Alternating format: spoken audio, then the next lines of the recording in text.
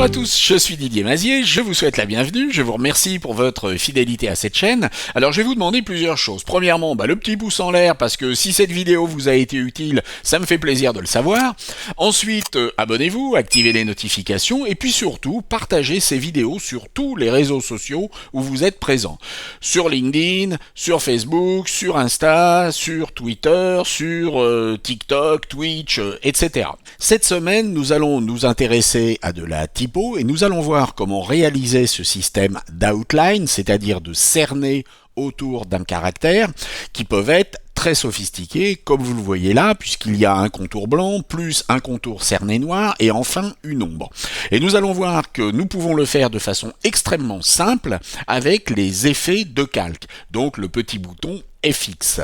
Mettons-nous au travail dès à présent. J'ai saisi mon texte dans un caractère qui est le gene regular et je vais maintenant appliquer mes effets. Mais au préalable, je veux augmenter l'espace entre les différents caractères. En typographie, on appelle cela l'approche. Je vais donc sélectionner et avec la touche Option ou Alt selon votre système plus la flèche droite du pavé numérique, augmenter l'approche entre ces caractères. Notez que vous pourriez également le faire via les propriétés et l'approche, soit en la saisissant manuellement, soit en travaillant avec le menu déroulant. Je peux maintenant appliquer mon effet. Je vais donc désélectionner mon texte. Accédons aux effets en déroulant le menu de ceci.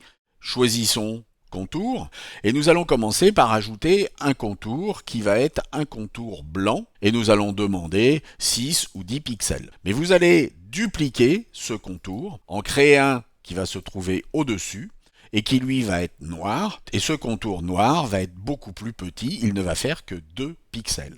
Et vous voyez qu'on peut empiler des contours successifs. Là, nous réalisons quelque chose qui est relativement simple, mais vous pourriez aller dans beaucoup plus de sophistication.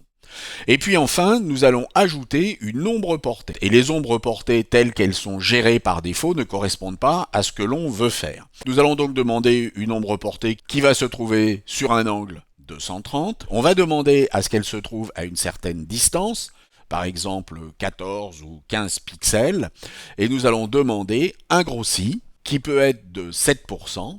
Et nous n'allons pas demander de taille. Nous allons ensuite choisir une opacité maximum de 100% et nous avons réglé notre problème. Pour ensuite retravailler l'approche, je vous conseille de resélectionner votre texte et pour bien voir ce que vous allez faire, de masquer cette sélection qui est en vidéo inverse. Vous pouvez le faire avec commande H. La sélection est toujours active, mais vous ne la voyez plus. Et avec la touche Option plus cette fois-ci la flèche gauche du pavé numérique, vous allez pouvoir resserrer l'approche en voyant exactement l'effet de votre texte. Vous allez donc pouvoir saisir le texte que vous souhaitez et l'effet va suivre. J'espère que c'est quelque chose qui va vous être utile pour vos créations graphiques. Et puis je vous dis à la semaine prochaine. Au revoir.